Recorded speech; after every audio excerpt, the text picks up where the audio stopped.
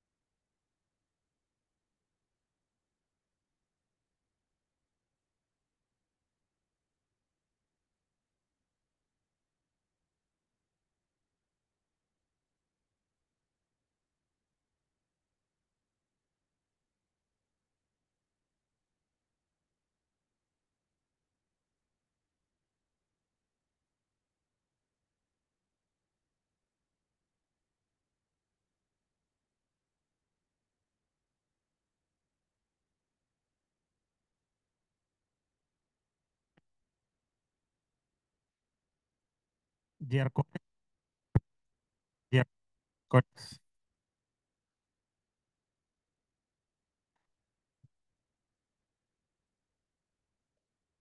dear colleagues, The minister is finishing the last protocol event and coming to start the panel. Apologies.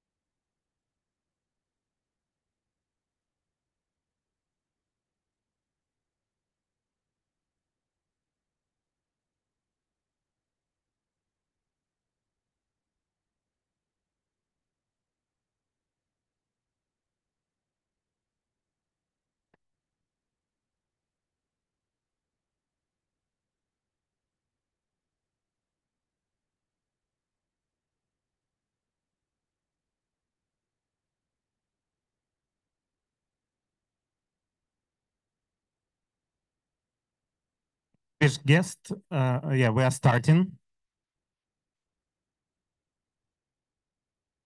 So some of you might need the headphone to hear. Some of you might hear us well. My name is Alexey Ryabchin. I am your moderator for today. And it's my big honor to announce our Minister of Environment and Protection and Nature Resource. For me, it's like a personal privilege because I know how hard Svetlana Grinchuk is working in the sphere of environment and climate for like more than 10 years, around 10 years. Like I know her as a climate change negotiator. I know her as a deputy minister care about like environmental protection and climate. I know her as a deputy minister of energy. So the person who knows connection between environment and energy. It's a very, very well person helping us in further process in this hard time. So, dear Svetlana, I'm happy to introduce you to deliver a presentation on a climate policy of Ukraine. Please, the floor is yours. Thank you. Thank you, Alexey. Thank you, colleagues. It's my pleasure to be with you today and to discuss the climate policy of Ukraine, climate efforts of Ukraine. But first of all, I want to remind that yesterday it was 1,000 days of full-scale invasion. And yesterday here in Ukrainian pavilion, we discussed the damages because of war, because of military actions for nature, for our economy, for our energy. And we discussed the very difficult situation which we have now in Ukraine. And I mentioned that just 3 days ago, Russia again attacked the energy infrastructure. And against, we have blackouts of our cities. We have the restrictions of electricity supply to our people. And now in Baku and during the COP negotiation, Conference of Party negotiation, it's very difficult for me personally, and I am sure that for all Ukrainian delegation and for a lot of our partners to discuss the future development, to discuss the implementation of new technologies, using the development of new approaches, how we will achieve the climate neutrality is very, very difficult to do. At the same time, as Ukrainian people under the attacks, under the explosions of missiles, drones, without heat and without electricity. But despite the war, and maybe because of war, we need to think about the future. We need to continue developing our policy, our climate policy, our natural protected policy. We need to continue to think about our restoration of our country, restoration of our economy. And this restoration should be based on green principles. And yesterday, during the Peace Formula event, we discussed that we need to develop and to have very clear understanding what it is the green principles, how we will recover our economy, how we will rebuild each sector of our economy. And today I have a small presentation. I want to present you what we already did in Ukraine regarding the climate and what we plan to do in the nearest future, as I mentioned, despite the war or because of war. Sorry, I want to see that. Please, maybe first slide. It was a first. Thank you.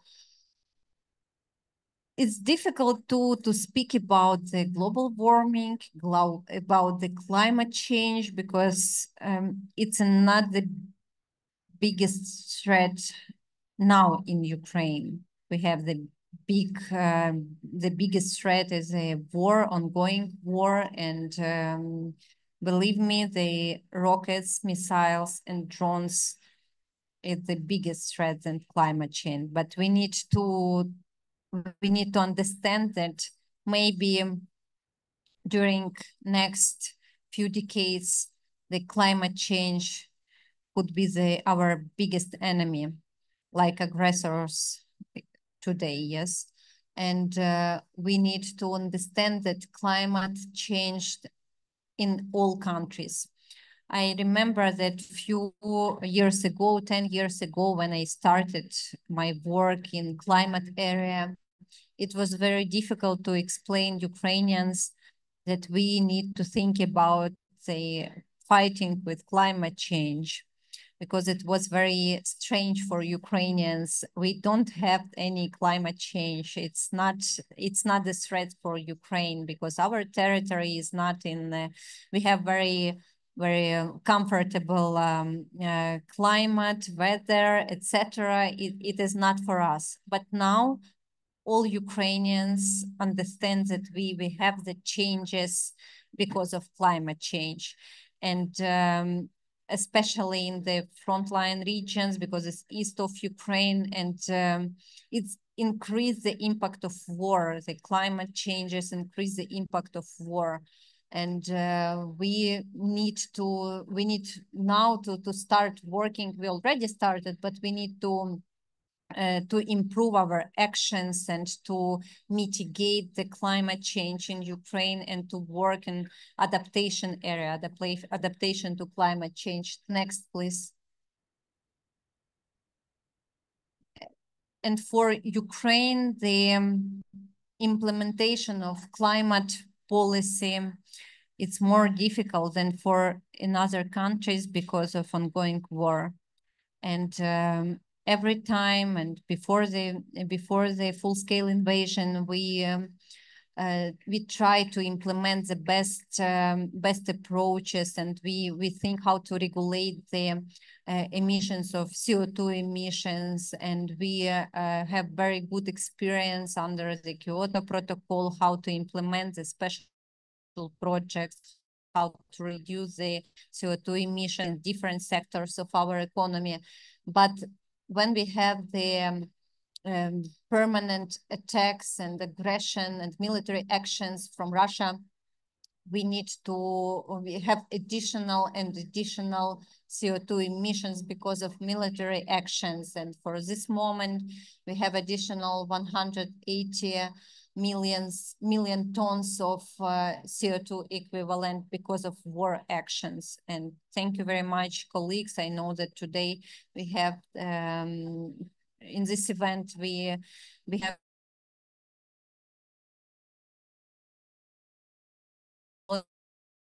experts, us with methodologies, how to calculate the damages of war for climate actions. Thank you very much. You could see also the numbers from which military actions we have additional CO2 emissions. Next, please. As I mentioned, despite the war, we continue working for development the climate policy. And as I mentioned during the yesterday events and today, that for us it's very important now, when we already started rebuild to Ukrainian economy, rebuild our country, it's very important to implement the climate and environmental issues agenda in each sector of our economy.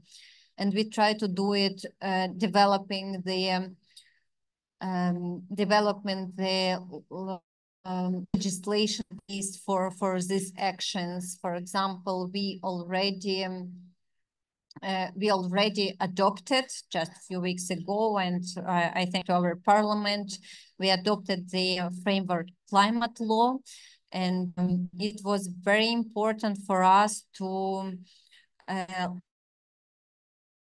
legally embodying the climate goal to achieve the climate neutral, the national goal to achieve the climate neutrality by 2050.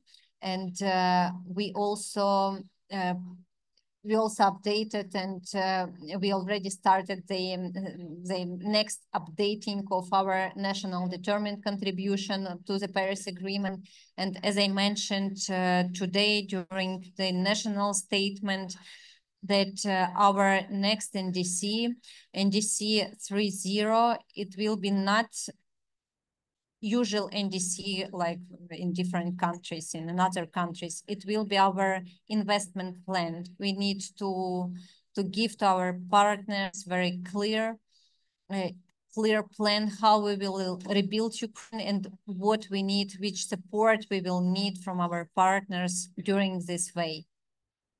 Also, we already started the development of long-term low-carbon development strategy until 2050. And I hope that in this document, we will identify the key politics and key approaches which we will, and key instruments which we will use for achieving this goal. The next one, and also very important, and we need to focus on this, not just Ukraine, but all European countries and US, it's emissions reductions, methane by 2030. But it's not just reduction of methane emissions. We need to, using the global methane pledge, we need to build the very clear standards, and not just to build, to develop, we need to implement the very clear standards, how we will reduce the methane emissions in different chains, and it also will support us and to help us to ban the Russian gas and to ban the Russian energy sources to European market and to market to in other countries. We continue working also with ozone layer protection, and we already include in our regulatory and legislation basis the F-gases, and we started the reduction actions of F-gases and under the ozone Montreal Protocol, and I hope that very soon we will ratify also the Kigali Amendment. And because it's also the big part of during our fighting on climate change. Next, please. As I mentioned before, we already adopted the framework climate law with a very clear goal which we plan to achieve by 2050, and it's very in line with European policy. And as a future full member of European Union, we are ready to not just to adopt the goal, but to have the clear plan how to achieve this goal, how to implement the climate policy. And in this law, we also the key approaches, key instruments, and key mechanisms which we will use during this way to achieving the climate goal. Next, please.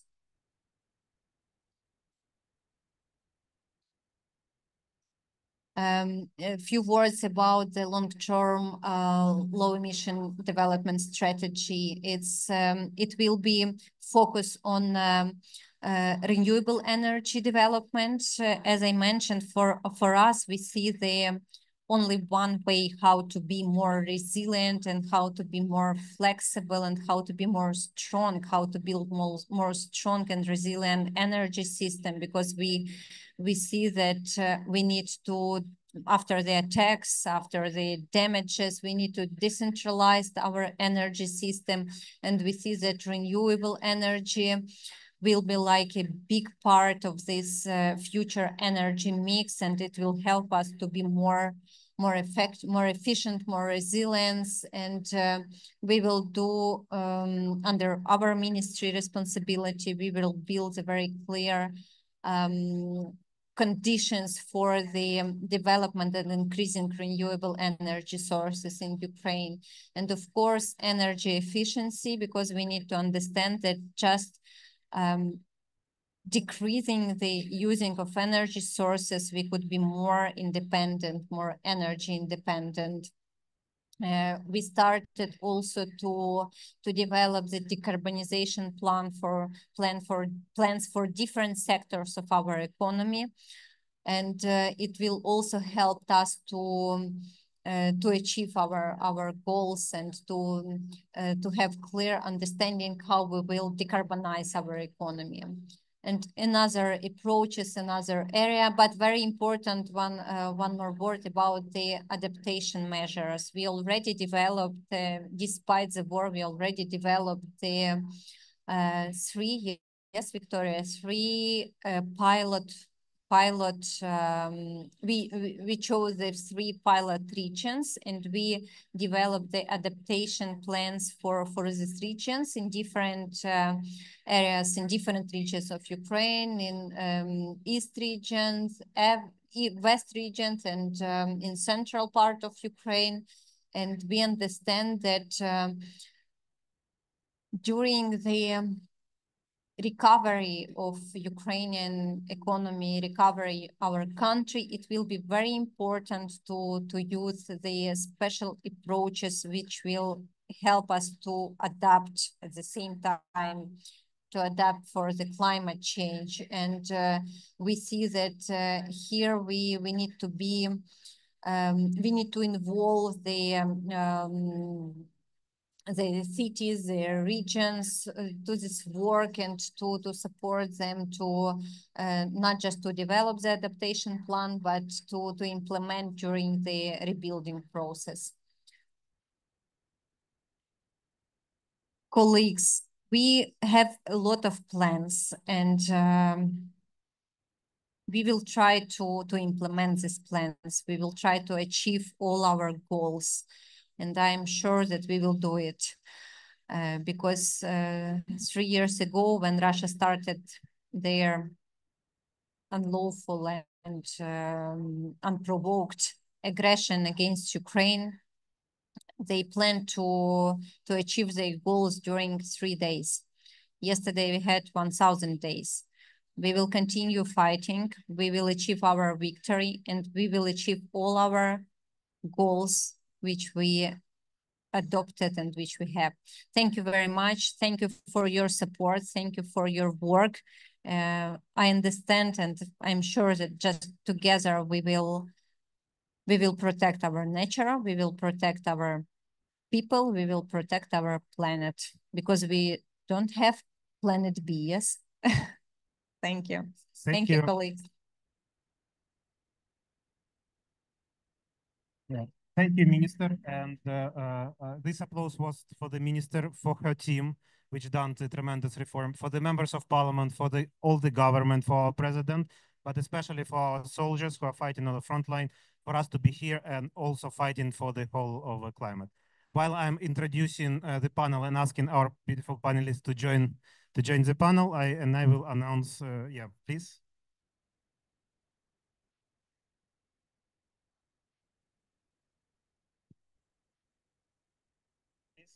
In whatever you like. Yeah, we need to have photo because maybe protocol stuff, it's very important.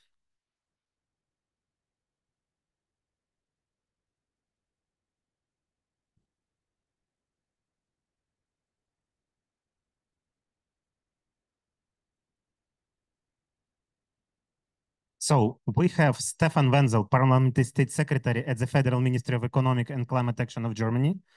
Dr. Nameki Mimi, I pronounce it properly, Director of International Cooperation for Decarbonization and Sustainable Development Infrastructure from the Ministry of Environment of Japan. Steliana, I pronounce it also well, yes, Nadera, Director of UNDP Istanbul Regional Hub. And last but not the least, Patricia Ann Spearman, the Nevada State Senator and also an Army veteran, which is very important for us right now. I will pass the microphone for Stefan Wenzel. Stefan, I'm giving you the best microphone and the stretch microphone to myself. I would say, like, we have every guest here is a keynote speaker. So I propose this kind of like a format. We have half an hour. Like you have either your statement or I will torture you with my questions before or afterwards. And if we will be good enough to deliver your statement or speeches, like we might have some time for the audience. If not, then no. Stefan, like you heard a lot, and Germany is a green country with a very prominent climate policy. You're from a green party, like, but you never faced this during the war. So, like, were you surprised with it? Yes, I'm surprised, but I saw your pavilion last year and the year before, and it was all the years. It was so impressive what you achieved in this situation of war. It's really amazing, and so it's a powerful plan, powerful goals. What you presented, Minister Svitlana Grinchuk, and it's an honor for me to be here on behalf of the German government. And ladies and gentlemen, I would like to find some words to talk about what we made together and where we worked together. But it's very impressive what you're doing in this special situation. And to see how ambitious the path of Ukraine in Europe is. And at COP28 in Dubai last year, Germany and Ukraine hosted an event on climate action in times of war. And we all hoped we would talk about climate action in more peaceful times this year. But now you mentioned that yesterday was the 1000th day of war. And unfortunately, 1 year later, and ahead of the third winter of Russia's illegal full-scale invasion of Ukraine, we are here again. And we see that Russia tries to destroy the energy system of Ukraine. That makes it very hard in the winter, because if you have no electricity, you have maybe no heat, no water, no sewage, and that depends all together. And let me take this opportunity to reassure you of our continued support in Ukraine's fight for peace. In front of this background, it is very impressive for me to see the work you are undertaking to advance Ukraine's climate commitments. Only recently, a new climate framework law was adopted, which sets the course for climate neutrality by 2050. I would like to take this opportunity and congratulate Ukraine to this crucial law, which is an important building block on your path to the European Union.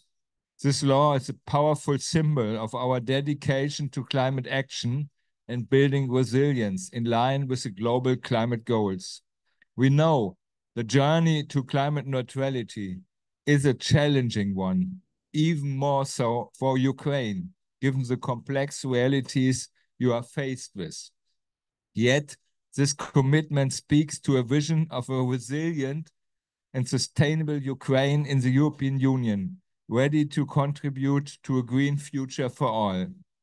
We share this vision with you. That is why Ukraine is a priority country of the International Climate Initiative, the IKI. Currently, the IKI is funding 25 projects in Ukraine with a focus on climate action, green reconstruction, and energy transition.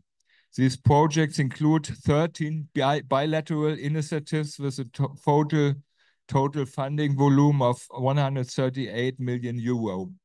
And I'm particularly pleased that we managed to commission 2 new projects with a focus on climate action for Ukraine this year. These new projects focus on national climate policies, such as the NDCs, but also local implementation with a variety of stakeholders. Allow me also to highlight the Ukrainian Climate Office that we are supporting with IKI funds together with the European Union. The Climate Office is evolving into an independent center of excellence on climate policy in Ukraine.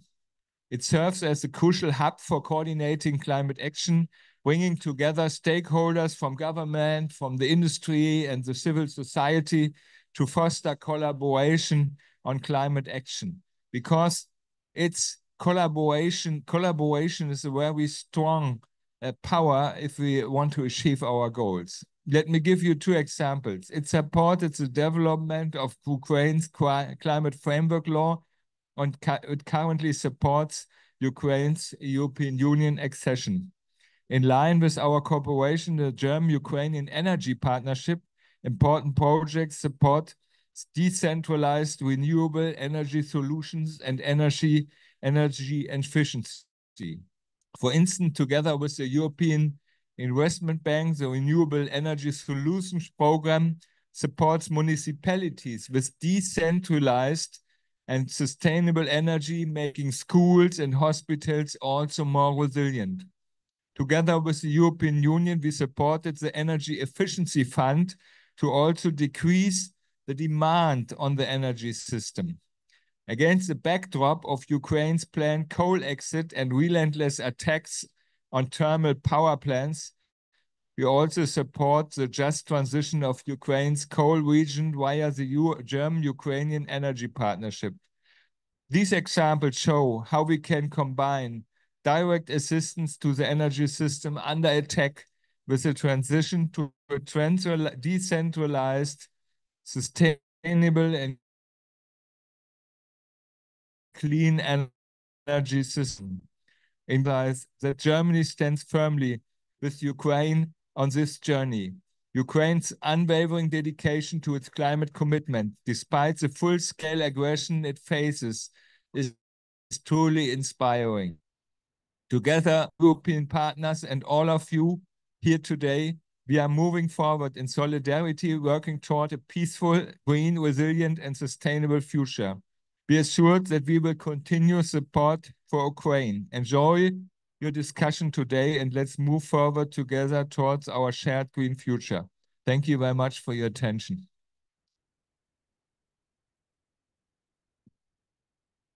Thank you very much. And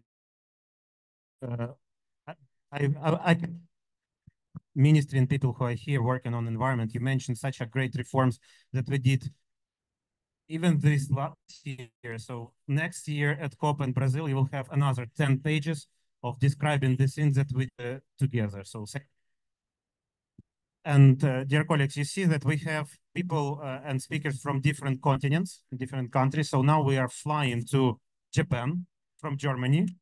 Yes, the microphone, please. And like, as far as you know, like recently, you know, the emission to fly from Germany to Japan has increased because of the war in Ukraine.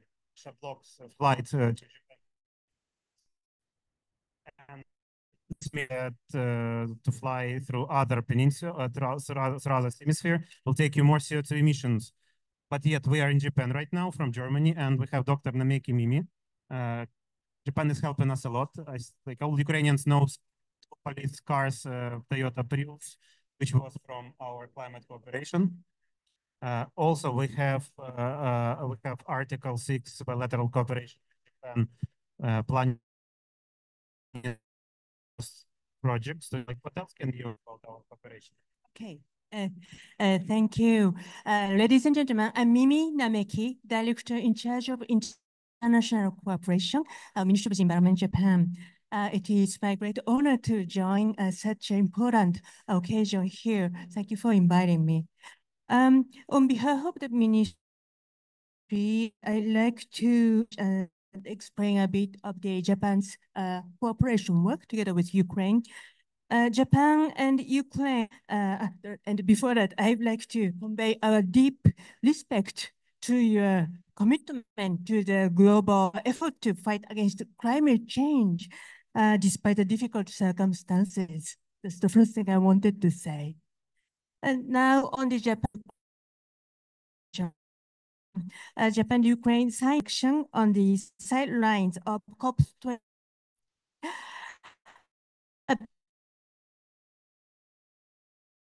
The two countries have been implementing cooperation in various sectors, such as climate change and waste management. As a concrete example, in climate change cooperation, Japan and Ukraine signed a memorandum of cooperation for establishing joint crediting mechanism partnership this February. The joint credit mechanism, JCM, is a scheme aligned with the ethics, which facilitates introduction of decarbonization and others, thereby contributing to emission reductions or removal and sustainable development. The two countries are working together to establish the detailed rules for implementing the JCM and disseminating information related to project development. And it is a real pleasure to provide financial and technical support on particular issue. Furthermore, our ministry will cooperate with the European Bank for Reconstruction and Development, EBRD. On the 14th of November, which is a week, here at COP29, Mr. Matsuzawa, our Vice Minister for Global Environmental,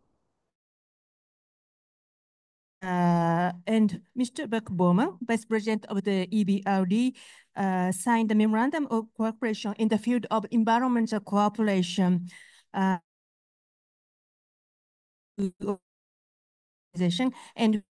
supports to countries in issues and here, of course, Ukraine is included. And I want to emphasize that it is really necessary to work in an integrated manner and leverage synergies in order to address the the difficult situation and given circumstances of Ukraine. And Japan has actually had several experiences in terms of reconstruction. Afterward, was second country, it's devastated. And at that time, and after that, we achieved a quick, very rapid economic development. But unfortunately, at that time, we left environmental consideration behind. And our people, many people suffered from the environment diseases caused by the environmental pollution, such as Minamoto disease, Itai disease, or Yokkaichi asthma. And so I like to emphasize really at the time of reconstruction, the initial strategy, initial plan, and initial investment. It's really important to avoid unnecessary, environmental pollution, and of course the GHG emissions. So, and to achieve this, as Stefan mentioned, we really need to integrate it, cooperate, work together. So lastly, maybe I should stop here, but lastly, I'd like to mention that Japan really commits to the corporate work, and Japan commits to the support to Ukraine people. And then, so we dedicate to deliver our best effort to the success of tackling climate change. Let's be ambitious and to achieve our common goals up to achieve the 1.5 degree. Thank you very much.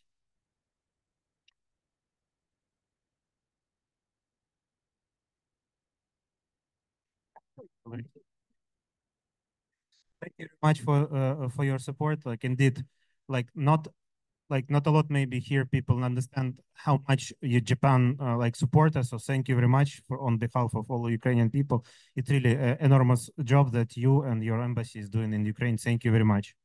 So as I understand, we are flying to the US from Japan, and sorry, Turkey become too far away. So yeah, we decided to save the carbon, not to fly too much. So yeah, Patricia Ann Sperman, the Nevada State Senator. Can you elaborate, please, on international partnership in order to fight climate change, and leadership, and what is your role? So first of all, let me say to the Ukrainian citizens, I am so impressed with your tenacity and your ain't no quit in me spirit. I heard someone say yesterday was the 1,000th day of the advancement of the war of aggression. And let me say this. I believe that's 999 days longer than the aggressor thought they would be there. But it is your determination, your spirit, and the way that the rest of the world sees the aggression on Ukraine that has given us an indomitable spirit to support you in ways beyond money. I don't know, because of the election a couple of weeks ago, I don't know what the official policy will be, but please make no mistake about it. There are people in the United States that support Ukraine and want the support, the monetary support to continue. You know, when I was a kid, I was skinny and I was kind of short, and I used to get picked on. I used to get picked on by the bullies. And almost every day I'd go running home from school. And my father said, quit running. Quit running. You stand there and fight, because you have just as much right to walk home peacefully as the bullies do. And I took that to heart. And so the next time a bully approached me and tried to push me down, I turned around and started fighting. And I learned this rule that is indisputable. When you beat the head, the body will lay down. And so I never lost another fight after that. What am I saying? I'm saying that with what you are already doing, in spite of the war, in spite of the conflict, you are moving forward with the type of energy policy and energy successes that I don't know that anyone else in the world has. And when we look at bio, when we look at solar, when we look at all of the things that you are doing, when you look at that, I believe that we can hold Ukraine up as an example of not we can't do it, but an example of we can do it. And to quote President Obama, yes, we can, because yes, you are doing it already. When we stop and we think about the support that is going, we've talked about monetary support, but I think that I believe that it goes further than that, and it goes to the heart of the matter. Because when you are fighting for your freedom, when you are fighting for your democracy, when you're fighting for your country, there is something on the inside of you that says we will not give up. And to paraphrase something that Margaret Mead said, never doubt, never underestimate the will of a determined people, because it's only been determined people throughout time that have really made a change. And so we can talk about all of the things that we've learned here with respect to renewable energy, and I'm impressed. But I want to encourage you, and I want to encourage those who are members of the international community. We cannot give up. We cannot give up. I'm here today on behalf of the elected officials to protect America, and that is an organization that is solidly behind you. We were solidly behind you in the beginning, and we're solidly behind you now. To quote our current vice president, we shouldn't leave anyone alone to fight alone. We must join the fight because it is a righteous cause. It is a right cause. And we are with you until the very end. You have a friend in us. Regardless of what the next administration does, know that the people of America believe in you. And we believe in what you are doing. We believe that sooner rather than later, this war of aggression will end. Why? Because again, it is a righteous cause. Thank you.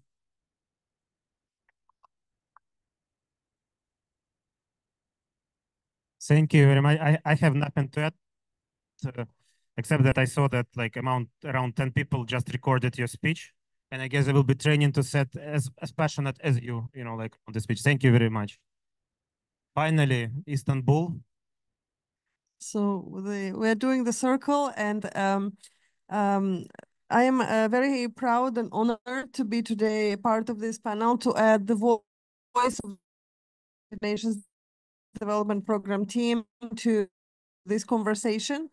That we are honored to support the partners at all levels in Ukraine to not only carry on jobs day by day, but also significant forward-looking changes that are using this process of rebuilding and putting back the destroyed infrastructure to actually make it better, to effectuate that important leap in the transformation by using technology and using forward-looking policy making to take the agenda forward and be truly a leader and a trendsetter in sustainable development. We're also very proud that the partnership is also showcased here in the pavilion, and throughout the 2 weeks of the COP, the United Nations Development Program teams and offices were able to join the different conversations hosted in the Ukraine Pavilion, speak about concrete examples of the cooperation that happens. Our team is in Ukraine, working full speed and supporting important projects on the ground. I would like to highlight maybe 3 specific aspects of what is on offer, is available maybe to maintain the momentum on the climate policy over the next year, because the call here is indeed on acceleration and on scale. First of all, the United Nations Development Program has the expert teams, the expert hubs, the climate hub, the energy hub, the nature hub, the waste hub, that are global thematic hubs supporting countries around the world, available for not only policy formulation, but also sourcing specific expertise towards implementation. And here we congratulate Ukraine on making this fast progress on NDC 3.0, which is already very advanced, and also congratulate on this innovative approach of creating a framework law to guide the climate policy and bring under one umbrella the various instruments. Already very strong coordination of all the partnership is in place and exists, and I think you are making best use of the assistance that comes from all directions to advance a more harmonious and I think faster implementation of the various measures. In addition to the expertise that is available, just this morning, we were very proud to feature Ukraine as one of the participating countries in our Mayors for Economic Growth initiative, which is funded by the European Union, implemented with UNDP and with a number of partners, including ARUP, which is focused on smaller cities, and whereby although it started before the war, I think that we were able from the very beginning, from day one of the war, to repurpose and reposition this framework of partnership to help immediately the partner municipalities to react and put in place some immediate first steps for recovery. The Mayors for Economic Growth, aside from being a vehicle on the ground, is a model of creating a vision for smaller cities where citizens participate and they can bring some innovation and technological advancement for how a city could thrive and leap forward into the future. And also the Mayors for Economic Growth has an urban learning center, which is a focus for people to network and for practitioners, public officials to learn from each other and to be able to bring to their community the best technological advancements. We believe that using leveraging such network can help in 2 ways. Bring down to the local level the important resources, because these cities have prepared portfolios of projects that are ready for financing. So now, as we are discussing about climate finance, it's an opportunity to direct specific finance from available public investments and private investments or blended investments, solutions and mechanisms, to bring them for implementation at the local level. Because portfolio of projects, pipeline of projects is, I think, what is missing in many countries around the world, and is a key question that is about what does it take for implementation. It's to have implementability and investable portfolio of projects. My third and last point is also to look at the pivoting of the private sector of the industries for greener, but also dual green and digital transition, as is, I think, the big challenge of the a path to accession to European Union under the EU Green Deal, and also under the big strategic frameworks that the EU is implementing for a number of years already. The opportunities of implementation of climate action has also a digital aspect, which is very important. And we also spoke in this scope about how specific AI solutions and digital solutions can be applied to accelerate climate change implementation. So the opportunities are here. And again, we are at your service to continue working with the partners on the ground, and happy to contribute to the discussion further.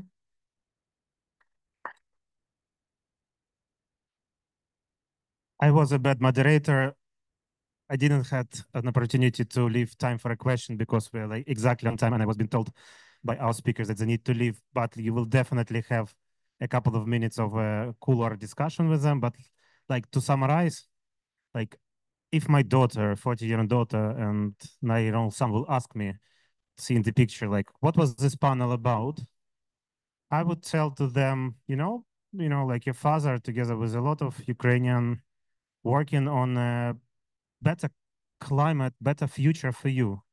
It's really hard. It may be not so important during the war, but like we're doing the right thing. And this international from different continent praise us, saying like we're on the right track. Yeah, it's hard, but like you're doing right. They support us.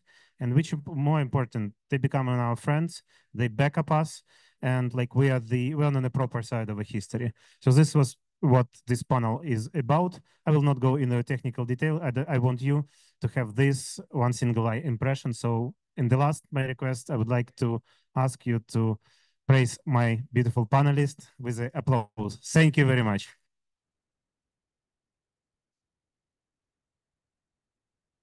And a photo.